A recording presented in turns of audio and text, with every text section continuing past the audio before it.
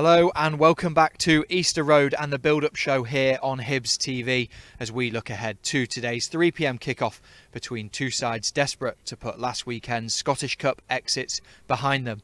And after a week full of transfer activity and rumours, Lee Johnson knows a win this afternoon will see his side leapfrog the Dons into 5th place. It's Hibs versus Aberdeen on a rare traditional 3 p.m. kickoff here on Saturday. Yes, hello again and welcome to Hibs TV. I'm Adam Tomlinson and I'm delighted to be joined by a former Hibs striker and now a man who's coached and looked after the very talented crop of young Hibees we have at the club. Gareth, thank you very much for joining us. Obviously, last night you were there coaching the under-18s, came to a fantastic 4-2 win over Hearts. Just talk to us about that game. Yeah, it's always good to beat your rivals, but we have to remember that it's all about development with these young boys, and then trying to get them into the first team, which is our major goal. So, you know, although it's nice to win last night, it was good to see them play particularly well, especially in the first 45 minutes. We had some good learning points in the second half, especially about managing the game, which we mentioned to them afterwards, and we'll show them during the week with plenty of clips. But it's good, and it's nice to see one or two of them that can maybe see themselves pushing for a place on the bench against Dortmund or even in the starting 11. Yeah, the under-18s obviously last year flourished and went up to the development squad this year, which has had a lot of praise. How good are that crop and that group of players, because they have flourished in the European competition? Yeah, they certainly have. You know, to get the results that they did against Molde and then against Nantes is beyond our expectations. You know, when I first took them about 4 or 5 years ago, you know, when they were 13, 14 year olds, some of them, if somebody had said you'd be playing for a place in the last 16s of the Champions League, the Youth League, I don't think I would have believed them, but it's testament to them that they've acquitted themselves, you know, fantastically well. But what we have to remember is that the next part of their development, you know, is to try and play in the first team here, and if that's not the case, you know, to try and play at the best level at a football club that they can. Yeah, absolutely, and supporters can see some of the goals at Nantes now on their screens, and that fantastic win has set up a perfect tie here, hasn't it, against the European giants, Borussia Dortmund? Absolutely. You know, when we first got the news that we were playing Molde from the draw, I think in the UEFA headquarters over in Newell, they put Hibernian's badge from Malta up instead of Hibernian from Edinburgh. So I think that riled us a wee bit as well, and gave us extra momentum to try and go and beat Molde. But to actually beat Molde, you know, when you look at the size of the club that they are, and just selling Fofana to Chelsea for £10 million, and Haaland being there in his younger days, you know, it tells you the kind of academy that they run and the players that they have within their system.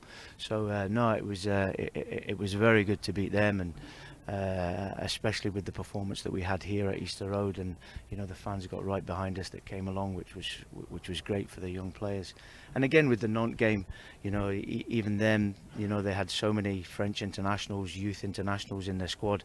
You know, we knew the game was going to be tough, but once they found out that they could you know, could play against them here at Easter Road, to go over there and to beat them over in Nantes was just more than what we expected, if I'm being honest. But we're here now, we're playing Dortmund.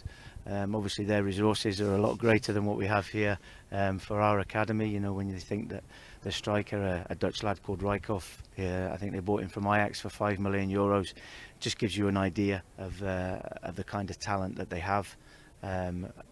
So we'll see. It's great to be able to play against them and see where our boys are, you know, playing against some of the top players in Europe at their age group. Yeah, it will certainly be a great test, and one hopefully where we can sell out certainly 1 or 2 of the stands here at Easter Road. On to the men's team now as we start to look to today's game against Aberdeen. Obviously the Dons have played here earlier this season and we came out 3-1 winners. Let's look back at that fantastic performance. Tony Hayes to Coulson, that's a chance, it's in the net, a flick header for Aberdeen. It came out of absolutely nothing, the ball chipped into the Hibs penalty area, and it looks like it was nodded in at the back post. comes. Yes. Penalty goes Yes. away, yep. Ryan Fortress hauled down by Scales now. The question is, Liam Scales has just been booked. He's pulled the Hibs man down. For me, this should be a yellow card and a second yellow card. The referee has to get this decision right. Martin Boyle up against Kelly Roos. And terrible goal. Well deserved. Struck into the bottom right hand corner by Martin Boyle. Roos goes the other way. Driving forward to the edge of the Aberdeen area. Through here, chance for Josh Campbell. He scores! Yes! Josh Campbell once again. You were right, Kevin. You said the goal was coming, and there it is. Played into the area towards the back post. Nodded down, chance. It's in the net. Hits on the front. Oh, there we go. Josh Campbell again. It's Josh Campbell again.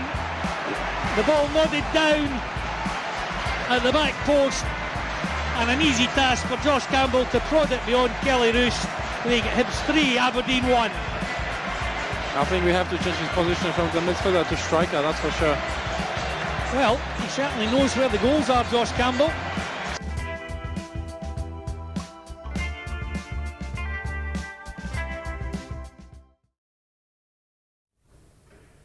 Yeah, as you could see there, the games against Aberdeen are always very competitive, always very close. And we'll just have a look at the league table now, because like those games, the league table is incredibly tight too, Gareth, isn't it? Two sides, obviously, that are desperate as well to get a win under their belts and to try and push a bit higher. Yeah, absolutely. All said and done, we know we're still sixth in the table. We're in that top six. So Aberdeen will be disappointed, with the resources that they have up there, that they're that higher in the table and haven't won more games. But it's intriguing today because of the run of form of the two clubs over the previous couple of months. I guess for Lee Johnson and his players, it will give them that added incentive, won't it, to leapfrog Aberdeen today? Yeah, absolutely, to move further up the table. So if they can do the same as they did to Aberdeen in the previous game here this season, and not in the away game up at Pittodrie, hopefully that we'll be okay today. Yeah, and I mentioned at the top of the show, obviously it's been a week full of transfer speculation, player activity, players moving on, a lot of news coming out of the club as well. So starting with the centre halves, obviously Ryan Porteous sealed his move yesterday to Watford, and we announced that Rocky Bashiri is out for 3 months with an ankle injury. Does that raise questions around the centre half position, do you think? Yeah, of course it does. When you lose, two good players like that, Rocky's come onto a game, he's really improved over the last few months. So to lose him is majorly disappointing, and that's becomes even more disappointing when you see Ryan, go down to Watford. But it's fantastic to see an academy graduate, go down to the Championship of England, and we all know that Ryan could probably go on and play in the Premiership in England in the future. And Ryan was always destined to go on for big and better things. So that time was going to arrive. Whether it was earlier than it has happened, I don't know. That's for other people to judge. But now that he's gone and the club have got a fee for Ryan and got some money back on him to invest back into the football club, then we wish him all the best, and I'm sure the supporters will be delighted what he's done for this football club, and it's fantastic for the academy, and especially the academy coaches that have worked with him over the years to put him in a position like this. But we do wish him all the best. We still have Will, we still have Paul. So we are in good hands, and I'm sure that they will be great if they go out and they're the two that play today. But whoever it is, I'm sure that they will be fine. Yeah, absolutely. And I mentioned earlier as well, obviously both sides were knocked out of the Scottish Cup last weekend. Both sides have a point to prove, don't they? Obviously our performance against Hearts wasn't probably didn't reflect the result, I should say, and Aberdeen obviously getting knocked out by Darvel. Yeah, absolutely, but it sets itself up now for a bit of a game today, if I'm being honest. Given the results from last week, as I said previously, Aberdeen will be smarting after losing to Darvel, and you know the level of team that they were playing against. Whereas as Hibs, we all know losing to Hearts isn't acceptable. We don't accept that at this football club. We don't want that to happen, especially at home. But it has happened. But as you say there, Adam, the performance, it definitely wasn't a 3-0 game. No matter what other people say, it wasn't a 3-0 game. To the extent, you know, we spoke about it with the young boys in the under-18s last night that were saying, you know, Hearts went 1-0 up, and then the second half they managed the game particularly well, which was all credit to Hearts, you know, and you know, we were telling our boys last night that, you know, it's part and parcel of football is managing a football match. And when we went for it in the end, the third goal was because we had so many players up the pitch and we were trying to get a goal back. So no, it's going back to your original question, this game's all set up today after the 2 Scottish Cup exits last week. Yeah, absolutely. And Lee Johnson is also excited for today's game. I caught up with him yesterday before all the transfer news and speculation came out. So let's hear from him. Lee, how's this week been? Obviously, in the media, there's been a lot of discussions around Ryan Porteous and Kevin Nisbet. What's the latest on them? Yeah, it's been another mad week in football. Obviously, we had the disappointment of the defeat, but very quickly, you know, we had to show the boys the positives of the performance. We had to get on that and prepare for what is a really big game again for us against Aberdeen. Now, obviously, the 2 lads in question in terms of Ryan and Izzy have been out of the building for the majority of the week in terms of down at the sort of respected clubs and discussing various bits and bobs with them. So it's been absolutely fine though. You know, we've had the opportunity to bring up a lot of young players, which is a really nice narrative for the weekend. We'll have at least 5 academy products in that squad at the weekend, and even more reason for the fan base, if you like, to get behind us, to get behind the project and cheer the boys on in a really big game for us. Yeah, obviously those young lads played in the week against Livingston too and put in a really good performance in a win against what was an experienced side, and you watched that one. I did, and the young lads always get an opportunity, you know, whether that's in training with us, whether that's the manners walking down the corridor, whether that's proving that they're sort of Hibs through and through. Obviously in the European competitions they've done really well. Ideally you're bringing in young players into a top side, if you know what I mean, and that hasn't changed, you know, the fact that we want to reduce the quantity, increase the quality of the first team group, but also bring through the young players when they're ready. But this weekend, obviously, there's a brilliant opportunity for them, and I'm sure everybody will get behind them. Yeah, and there's still work obviously going on behind the scenes to bring some players in before the deadline too. Yeah, we're active in the market. You know, the club I think have done well, and we've done well in terms of moving out a number of players that we felt were potentially surplus to requirements, leaving the space and the financial space to potentially bring 1 or 2 bits of quality in. So like we're extremely active in the market, we're working hard, but like I say, the narrative for this weekend is more about opportunity for our young players.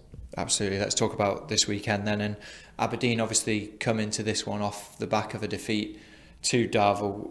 Do you expect a reaction from them? Listen, we've got to focus on ourselves. Like, we don't know what's gone on behind the scenes and how the players are feeling and hurting from that performance, but we can take a guess. Importantly, we've got to be ready. You know, the prize is to go 5th. You know, if we win, we'll go 5th, and we'll leapfrog Aberdeen. So, like I say, can we absolutely implement the game plan, execute that, and get that little bit of luck that we need, or that little bit of quality in the final third? But a clean sheet is obviously something that's quite an important factor as well. Yeah, and just finally, in terms of injuries, could we potentially have anyone back? No. Perfect. Cool. Good luck. Thank you.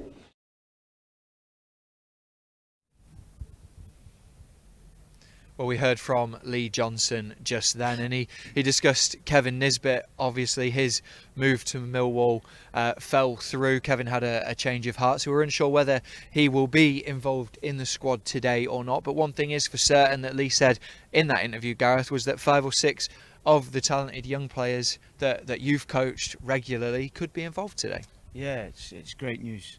Great news for the academy, great news for the young boys to be involved in such a high-profile game. So here's hoping they get some game time today and Hibs come out victorious.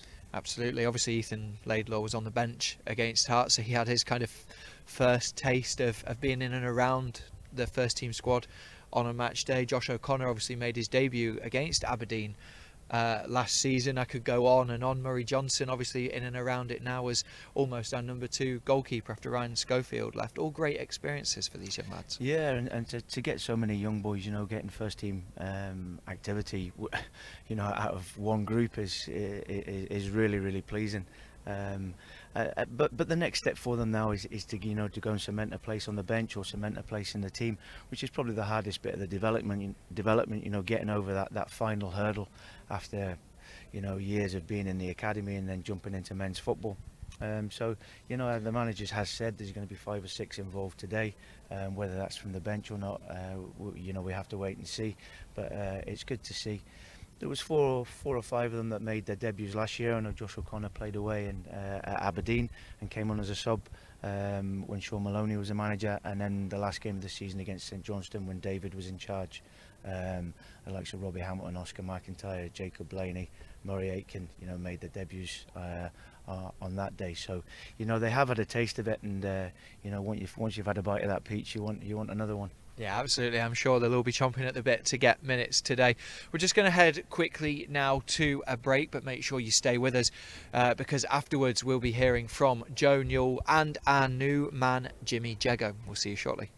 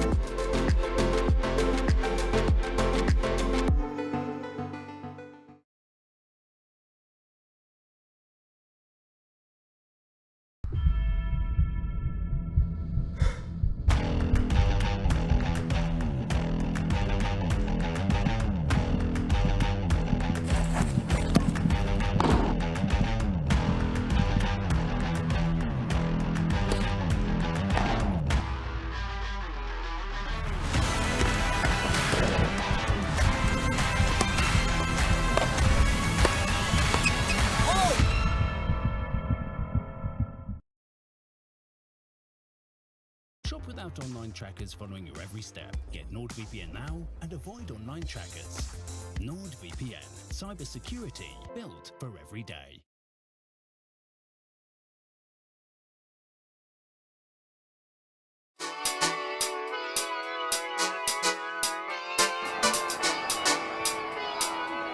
Chance for Gareth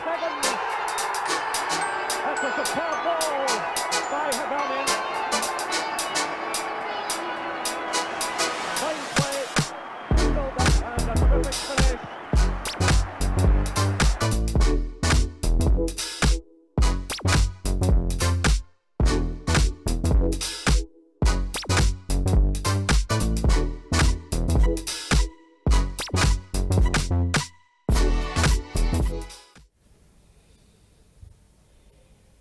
Hello and welcome back to Hibs TV as we continue to look ahead to today's game against Aberdeen. Gareth, you just saw some of your highlights and goals on the screen just then.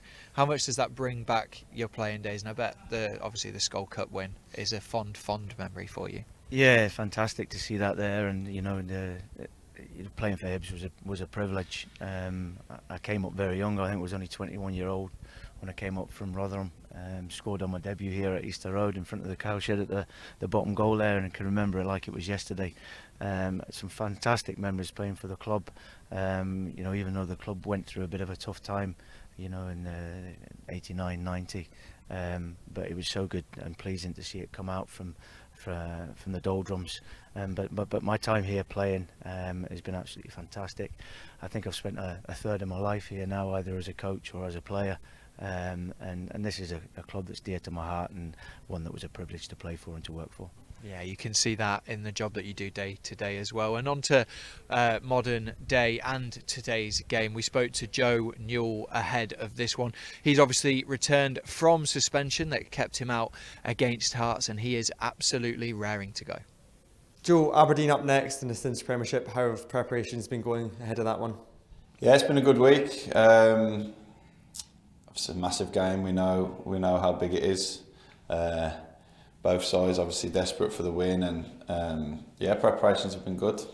With it being the January transfer window and players coming in, players leaving, how does it affect you as a player and affect the team? You just try and get on with it, to be honest, mate. It's hard. Obviously, lads have left this week again, and there's been a lot of lads out the door this month. I know the club are obviously trying hard to get some faces in, but all we can do is just get on the training ground and kind of work on things we need to, and just keep our head down and work as hard as we can. That's all we're focused on really as players. You're not really in control of anything else, so all you can do is work on what you are in control of. You mentioned Aberdeen coming into this one off maybe a poor run of form. What kind of challenge do you expect from them?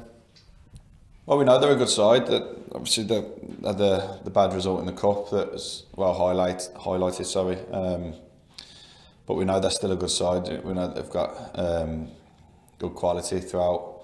We had a bad result up there, we know they're a strong side, and the strengths they have. We'll try and obviously put our own game to it and come out on top, hopefully. You mentioned the result at Bertoggi. Last time we played them at Easter Road, it was a 3-1 win. What can you take from that win last time at Easter Road? I think it was a lot of positive play. We deserved it. I remember the man got sent off, but thought we were on top before that anyway. Good forward play, played forward early, and just positive play really. I think it's like I say, it's a big game for both sides. We know that. They'll know that. I think the fans behind us, the home advantage hopefully can help. Mentioned it before, but defeat was obviously in the Scottish Cup a difficult one to take, but there still is plenty to look forward to for Hibs fans for the rest of the season. Is that the way that you see it as players, and plenty to play for? Yeah, definitely. We're positive. Obviously I watched the derby, and listen, it's never acceptable to lose 3-0 against them, but as professionals and as players, we have to try and look for positives and obviously learn from the things we can do better. And there was plenty of positives from the game. I watched it and I thought we were by far the better side. Obviously the crucial moments we weren't, and they were better. That's why they won. But I think it's about maintaining the positives from the game, looking at that, and then trying to improve on the things that can help us come out on top in them games in the future. So. As always, try and we've stayed positive this week. We worked on things, and we've had a good week already. Appreciate your time. Cheers, Joe. Cheers, Bob.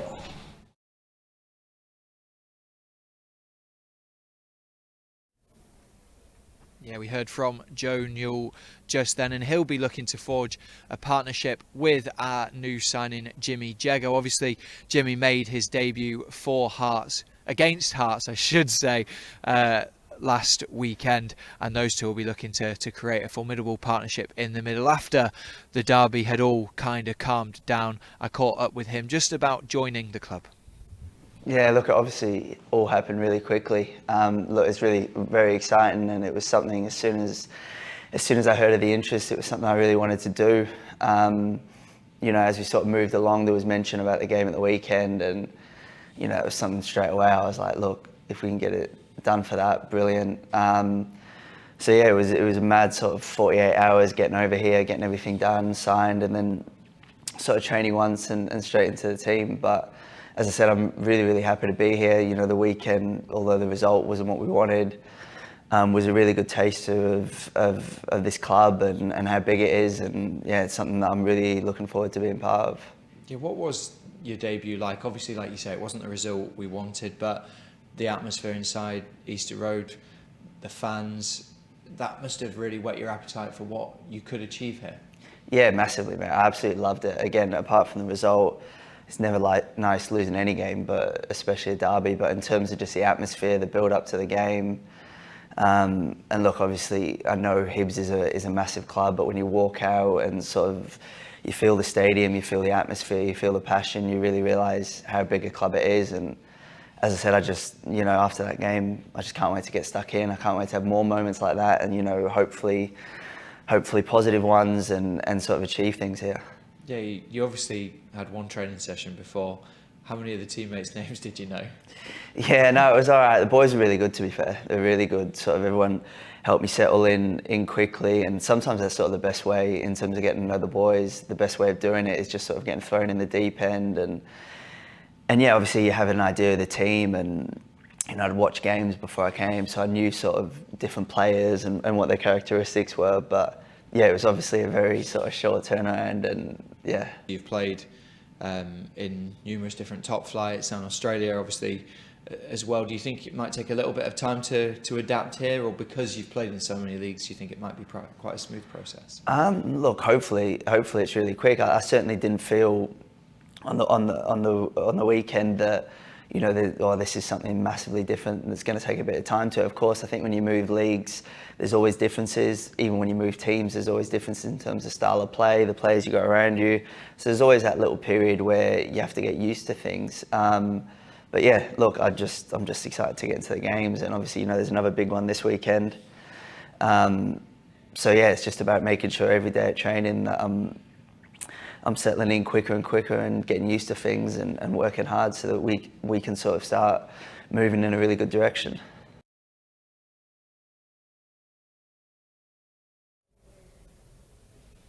Gareth, we just heard there from obviously Joe Newell and Jimmy Jeggo. Where do you think today's game then could be won or lost? I think the midfield area is going to be really important. I think Shinnie coming in for them gives them that energy and that drive from midfield. So I think we have to match it in that area.